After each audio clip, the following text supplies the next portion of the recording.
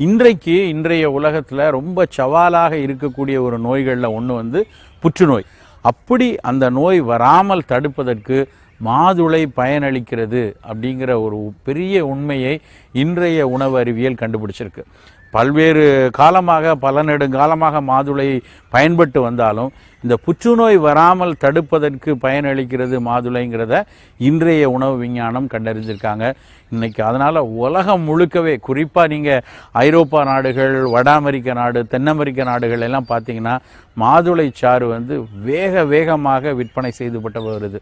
இப்போ பல நாடுகள்லேயும் நீங்கள் வெளிநாடுகளில் போனீங்கன்னா காலை ஜூஸ் வந்துட்டு பெரும்பாலும் ஆரஞ்சு ஜூஸ் கொடுத்துட்டு இருந்தாங்க.